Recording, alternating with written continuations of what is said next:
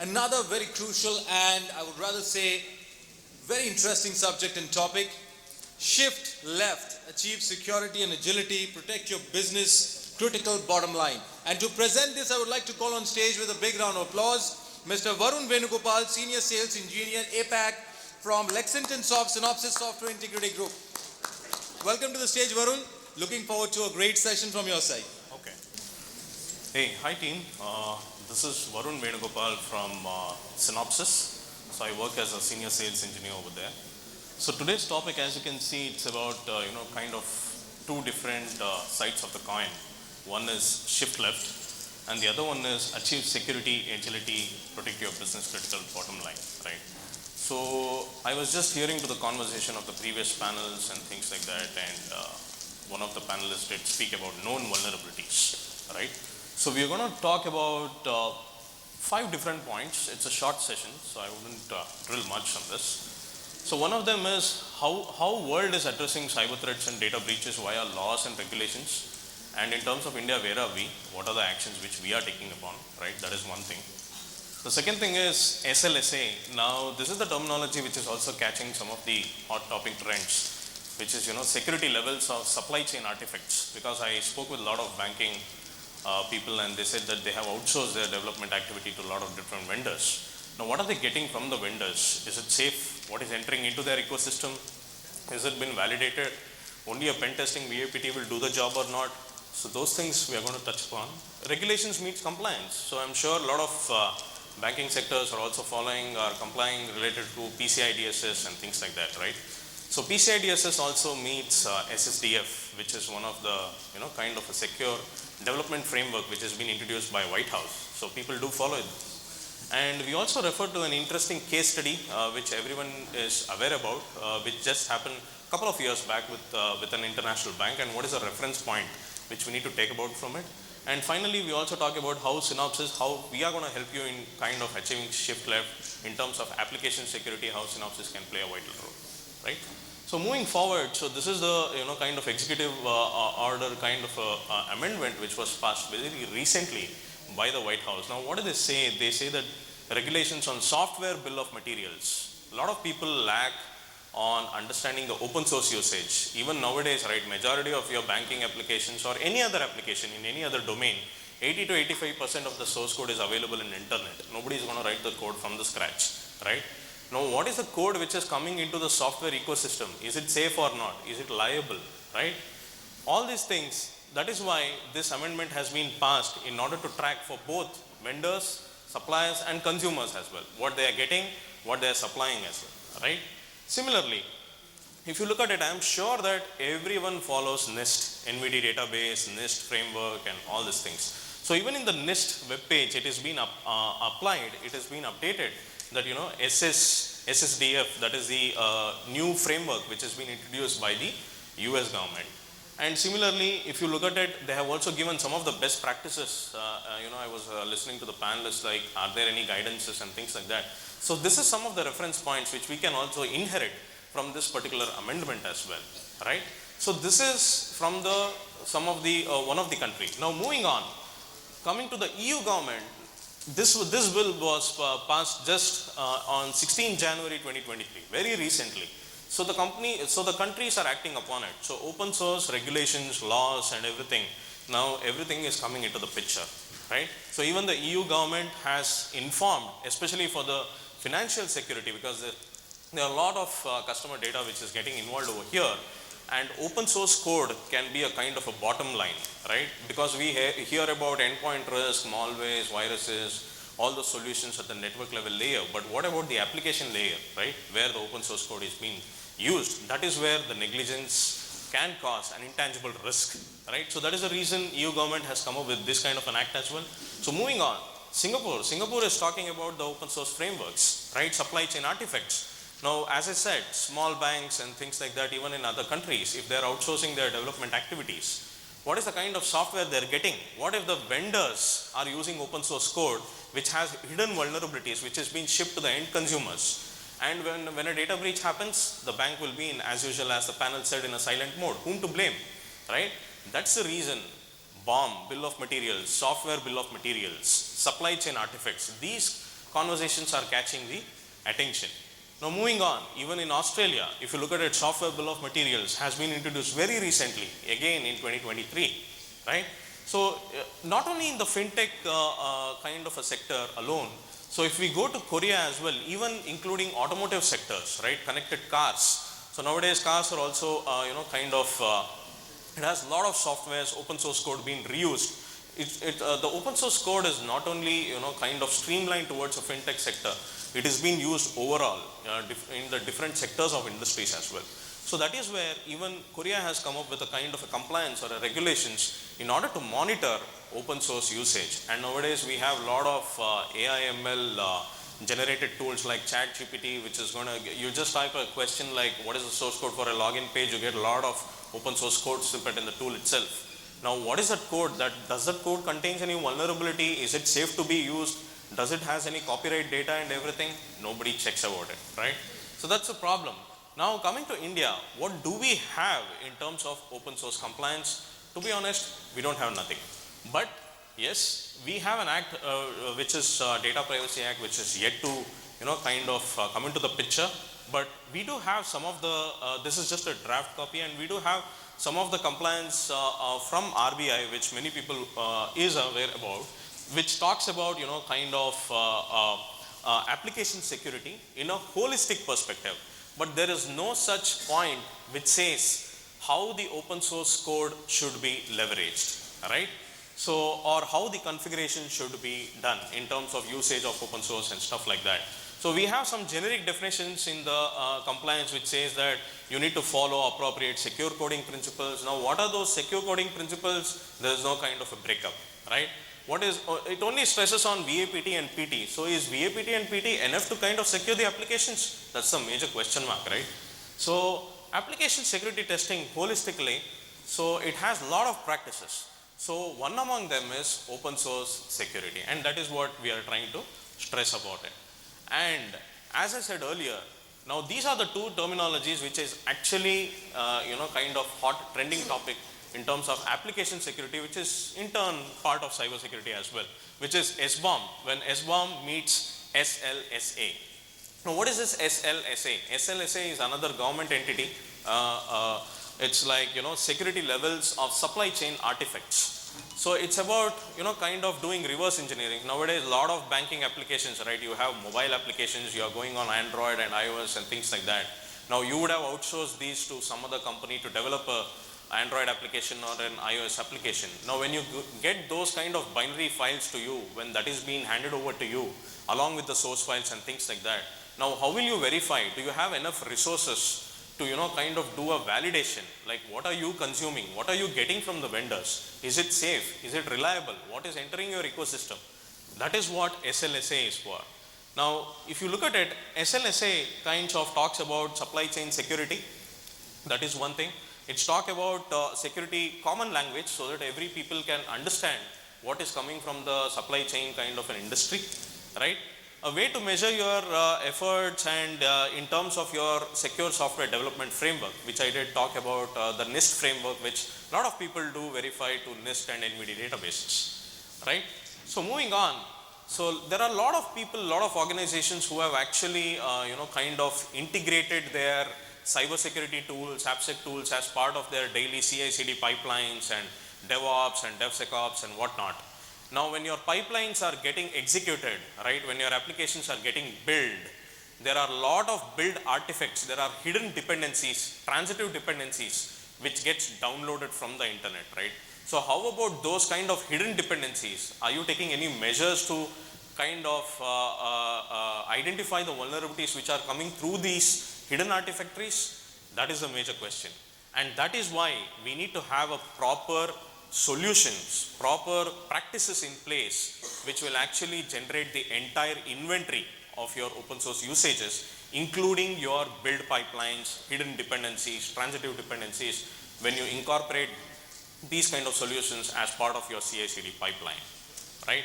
So moving on, who is this for? So as I said earlier, this is for the consumers, vendors, suppliers. So all the three players will be, kind of talking about these things. So moving forward, you will also see that a lot of people asking for give me your bill of material report, give me your SBOM report, because people who are receiving the software, they want to understand what is coming inside the software as well.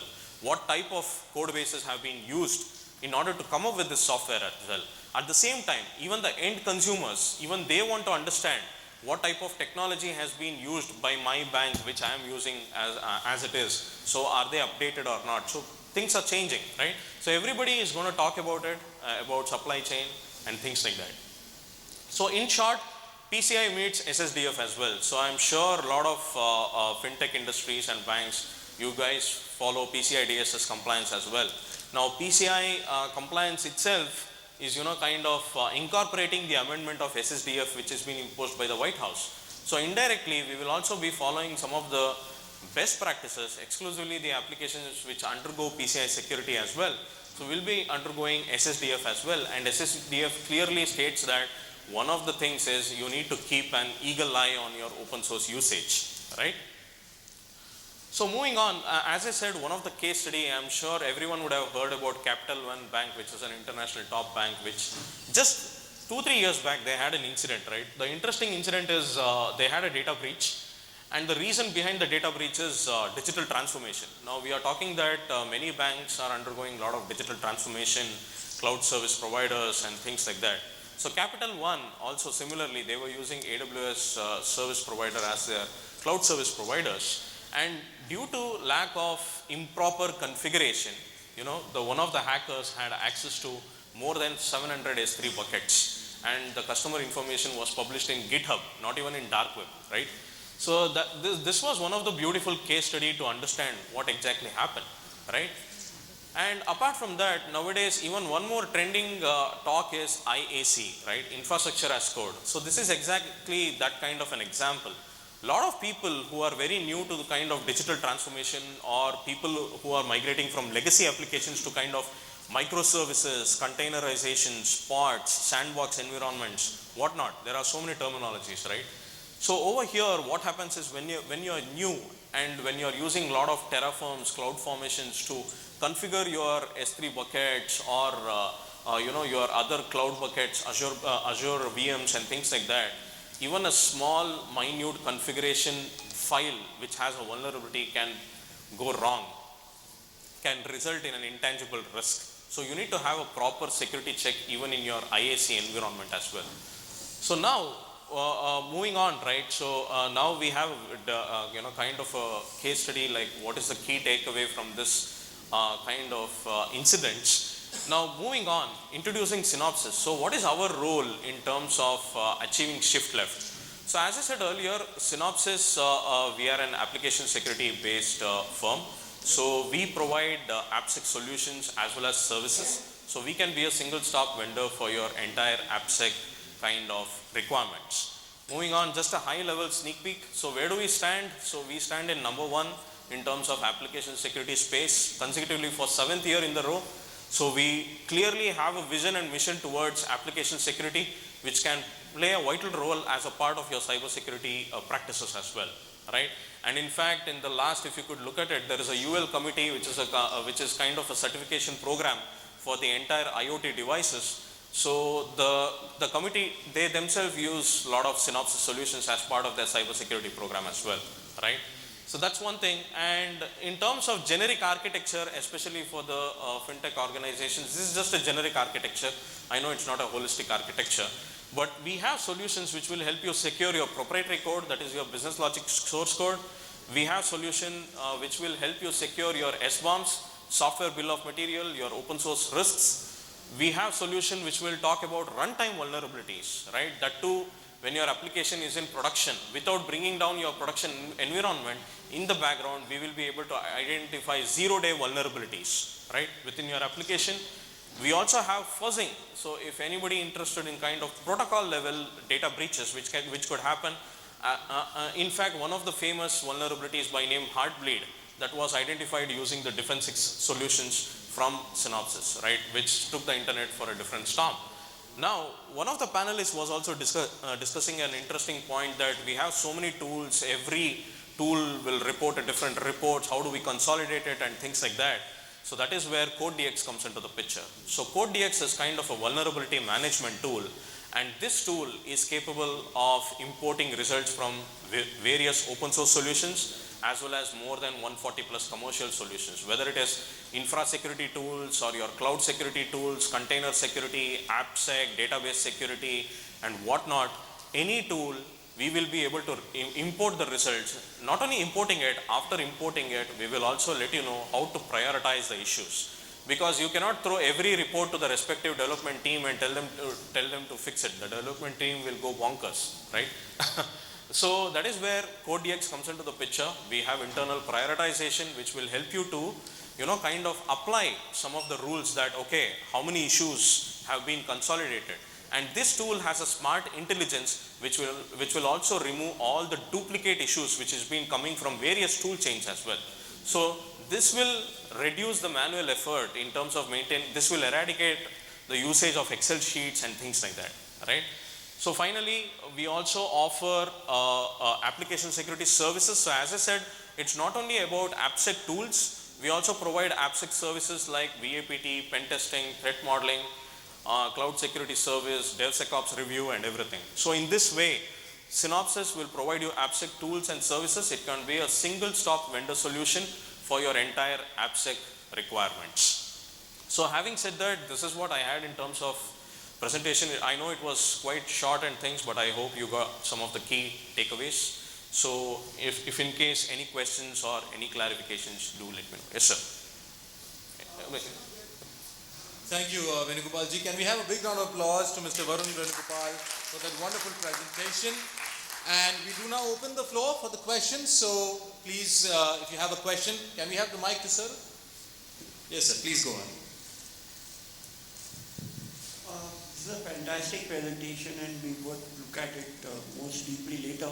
But one question is, in all this thing, we are using a lot of API calls. Correct. Which are happening. So as a part of the testing or as a part of the guidelines, do you also have a services which can check the API calls for vulnerabilities before they get consumed by the company? So that's a very good, fantastic question, because nowadays we have a lot of microservices kind of an architecture, and every small microservices will have small APIs being designed, right? So that is the reason we have a kind of a solution and services as well, which talks about Seeker as the one which you see on the slide. So this is the tool which will also help you in terms of API security, that too during runtime when you are running your application. If there are any runtime vulnerabilities, because we are talking about two types of vulnerabilities. One is vulnerabilities which developers are going to find it during their coding phases, even before they compile their code and execute their code. They are trying to find the vulnerabilities to fix some of the critical vulnerabilities at the early stages of the SDLC lifecycle. Now you cannot expect static analysis tools to find all the runtime vulnerabilities as well, because the code is not yet executed. That is when Seeker and White Hat, these kind of tools comes into the picture, which will help you identify runtime vulnerabilities. When you execute your API calls, what is the kind of response? What is the kind of request being passed? We also give you a kind of a pictorial data flow as well. What is the API call? How did it traverse? And one more beautiful thing is Seeker, it also automates to a certain extent. It will automate your pen testing as well. I wouldn't say that it would replace pen testing. That would be a kind of a wrong statement. But it will definitely complement your pen testing activity, right? It is one such tool which has built-in active verification. It will not only record the vulnerability, it will play back the vulnerability and tell you that I was able to exploit this defect, this is the root cause, and this is how you need to fix the defect as well. Along with the actionable insights, these tools and things like that will be able to give you some results. And apart from that, we also give you services as well. As we said, if you are looking for a kind of a manual services where you want to review your APIs with our security consultants, we do offer that kind of services as well. Yep. Thank you so much. Any further questions from the floor? Please raise your hand. Yeah, can we have the mic to the gentleman there? So please do introduce yourself and your organization first. Hi, my name is Abhishek, and I work with Lexington Soft as the partner of Synopsys. So Varun, can you just share how AI and ML is fitting into our products? Yep. So over here, I did discuss about a solution, a particular solution by name CodeDX, right, which is like kind of a vulnerability management tool which can import results from your infra scan, database scan, container scans, application security tools, everything. You can have a consolidated dashboard within the tool. Now this tool is capable of removing duplicate issues as well, which I iterated just now. Now one more important thing is Code DX also comes with a built-in MI and AL feature, AI feature, which will help. Like the beautiful thing is, it will apply its algorithm, it will apply its AI neural schema into all the issues, and it will be able to tell you out of these many issues how many are false positives. Because we see a lot of organizations spending tons and efforts in order of segregating your results, like how many are false positives, how many are true positives, right? That is going to eat up a lot of your development team time as well. So in this tool, we have a built-in feature wherein the tool keeps an eagle eye, it keeps a track of on what basis the developers are marking it as false positives, and using that data, this tool is smart enough to build its own kind of a schema, and it will apply throughout the scans, and it will help you narrow down like how many issues are false positives and how many are true positives. Accordingly, you and your team will be able to invest time on those particular vulnerabilities. Yep. Thank you so much, Varun, for that. And now I would like to call on stage Mr. Fal Ghansha, CISO from DSP Mutual Fund, to kindly do the honors of felicitating our speaker here. Thank you, Fal, for doing the honors. Oh, thank you so much. Ladies and gentlemen, big round of applause. Mr. Varun Venugopal, Senior Sales Engineer, APAC from Lexington Synopsys Software